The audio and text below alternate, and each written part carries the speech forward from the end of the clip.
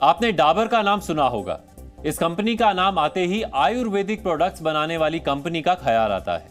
आयुर्वेदिक यानी प्रकृति से मिलने वाली जड़ी बूटियों से तैयार शुद्ध चीजें, जिसमें फायदे का खजाना छिपा है। लेकिन क्या वाकई डाबर के प्रोडक्ट शुद्धता की कसौटी पर खरे उतरते हैं? यह सवाल मैंने आज इसलिए उठाया है क्योंकि डाबर की 3 सहयोगी कंपनियों के खिलाफ अमेरिका और कनाडा में कई मामले दर्ज हुए हैं और यह दावा भी खुद डाबर ने ही किया है। डाबर के कुछ ग्राहकों ने आरोप लगाए हैं कि कंपनी के हेयर प्रोडक्ट में कुछ ऐसे खतरनाक केमिकल्स हैं जिनसे ओवरियन कैंसर यानी गर्भाशय कैंसर और दूसरी स्वास्थ्य संबंधी समस्याएं हो सकती हैं। अमेरिका और कनाडा में डाबर की जिन सहयोगी कंपनियों पर मामले दर्ज हुए हैं, सबसे पहले मैं आपको उनके नाम बताता हूं।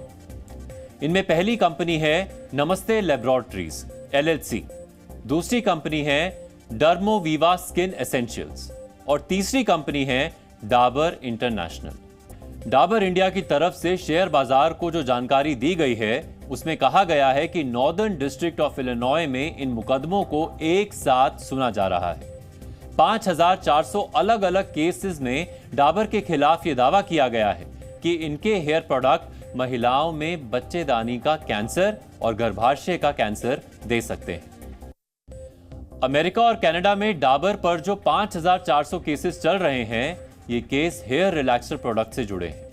हेयर रिलैक्सर यानी बालों को मुलायम बनाने, सीधा करने या दूसरी तरह के केमिकल ट्रीटमेंट के लिए इस्तेमाल किए जाने वाले प्रोडक्ट्स हैं। अब मैं आपको थोड़ा पीछे लेकर चलता हूं। दरअसल पिछले वर्ष अक्टूबर में अमेरिका के नेशनल इंस्टीट्यूट ऑफ हेल्थ की एक रिसर्च रिपोर्ट आई थी। रिसर्च में दावा किया गया है कि बालों को सीधा और मुलायम करने वाले प्रोडक्ट में कई केमिकल्स होते हैं। US national institute of health ने केमिकल मिलने से जुड़ी ये research breast cancer, ovarian cancer के बीच में लिंक ढूंढने के लिए की थी। रिसर्च में दावा किया गया है कि केमिकल की वजह से यूट्रस यानी बच्चेदानी के कैंसर की शिकायतें बढ़ रही हैं। इस रिसर्च में 35 से 74 वर्ष की 33,497 अमेरिकी महिलाओं को शामिल किया गया था। इस दौरान 11 वर्षों तक महिलाओं की सेहत को फॉलो किया गया।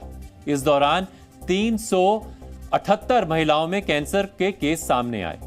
रिसर्च में पता चला था कि इन प्रोडक्ट में बिस्फेनॉल A और फॉर्मल्डिहाइड होता है। ये दोनों ही कैंसर के कारण बन सकते हैं। रिसर्च में पाया गया कि आमतौर पर महिलाओं को 70 वर्ष की उम्र तक आते आते 1.64% कैंसर होने की संभावना होती है।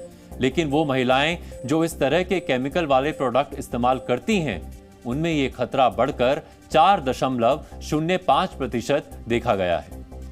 बालों की स्ट्रेटनिंग कराना, बालों को डाई कराना यानी बालों को रगना या फिर उन्हें मुलायम बनाना, ये आज एक फैशन सा बन गया है। ब्यूटी प्रोडक्ट बनाने वाली कंपनियां भी अपने प्रोडक्ट्स को सबसे अच्छा बताती हैं, लेकिन उस प्रोडक्ट में क्या मिला है, किन किन केमिकल्स का इस्तेमाल हुआ है, उसको लेकर ज्यादातर लोगों का ज्ञान अधूरा होता है। डाबर की तीनों सहयोगी कंपनियों के जो प्रोडक्ट्स सवालों के घेरे में हैं, वो सभी विदेशों में बिक रहे हैं। भारत में ये प्रोडक्ट्स नहीं बेचे जाते। अमेरिका और कनाडा में डाबर के प्रोडक्ट पर सवाल उठने के बाद कंपनी ने भी इस पर अपनी सफाई दी है। डाबर इंडिया ने कहा कि यूएस फेडरल कोर्ट में मामला अभी शुरुआती चरण में है और इस चरण में कुछ नहीं कहा जा सकता। कंपनी के खिलाफ सभी आरोप अप्रमाणित हैं, जो एक बेबुनियाद और अधूरी स्टडी के आधार पर लगाए गए हैं। कंपनी ने अपने स्टेटमेंट में कहा है कि उसकी सहयोगी कंपनियों ने कुछ भी गलत नहीं किया है। सोचिए, डाबर अपने प्रोडक्ट्स को लेकर बड़े बड़े दावे करती है, लेकिन कंपनी के प्रोडक्ट पर पहले भी सवाल उठे थे और अब भी सवाल उठ रहे हैं। जी न्यूज़।